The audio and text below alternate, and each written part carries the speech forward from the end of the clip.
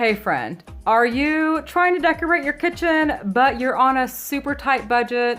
Well, guess what? You clicked on the right video. My name is Megan. I have 2 DIY Dollar Tree decor items to share with you under $5 for your kitchen.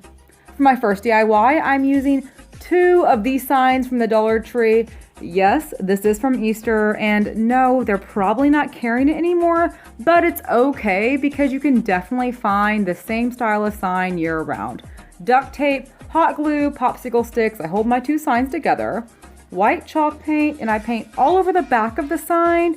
No special technique or anything. The back is now my front, and I'm using a ruler and a colored pencil to connect where the boards would be.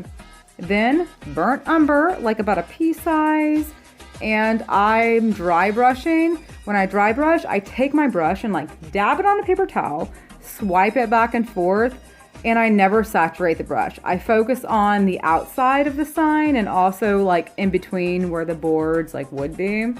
I do a few strokes in between the boards. I just really want it to look like aged wood, so it is what it is. Now I printed off the word bakery vertically, and I also printed off the word market horizontally. I didn't know which word or which way I want my sign to go. Yes, these are backwards, and you'll see why in a second.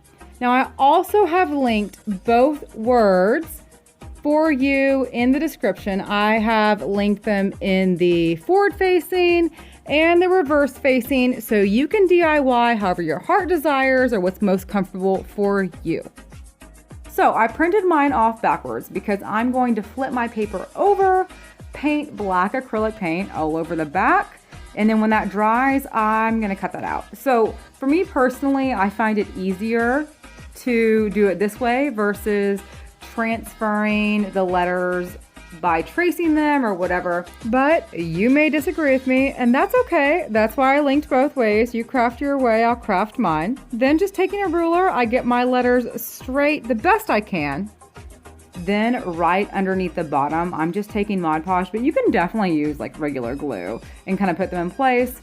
After I do that, I fold them backwards and secure them with another layer of Mod Podge.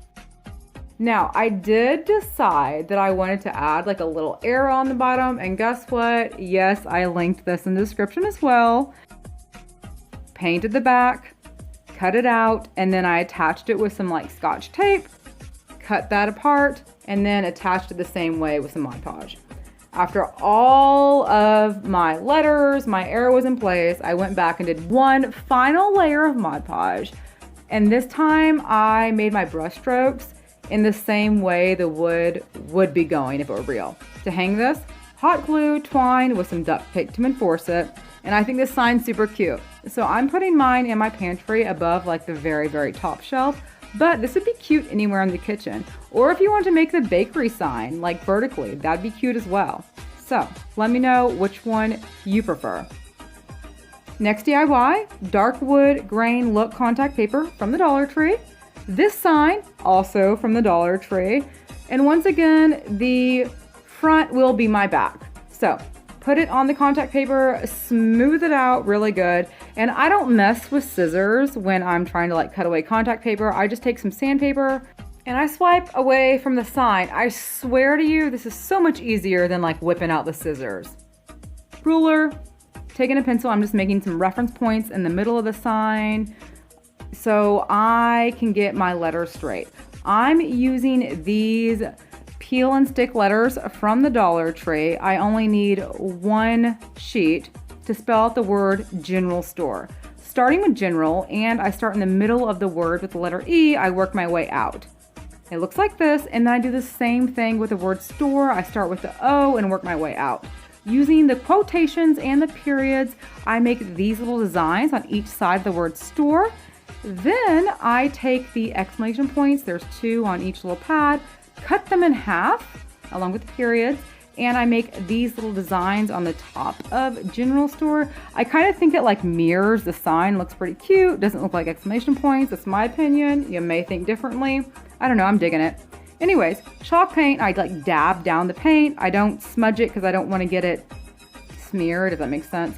After that, lightly stroke it back and forth to go the same way the wood grain would be going. and 1 coat. Pick off the stickers. Now you can see where I did mess up. On the word general, I was too impatient and peeled the E-N-E-R off too soon, messed it up.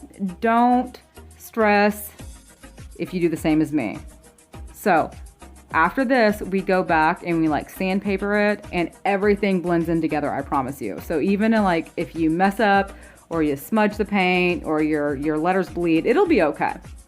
Brown colored pencil, and I'm gonna trace around the perimeter of my sign. And I'm not trying to do this perfectly. In fact, I want it to look kind of messy because 1, I can't do it perfectly, but 2, it just kind of goes with the farmhouse theme. Mod Podge and seal it all over. I do wish I would have used matte Mod Podge instead of the shimmer shine, whatever it's called. I wish I was using that. A few pieces of twine, hot glue, and that's how I'm hanging my sign as well. I did double up the twine because I wanted something thinner than rope but thicker than twine, but you can do what you want to do. And here it is. I'm putting mine on my pantry door because I think it's really cute. But this sign is adorable. It's my favorite of the 2. And I think it'd go great on the wall, on the pantry, wherever your heart desires. Thank you so much for watching. I'll definitely catch you next time.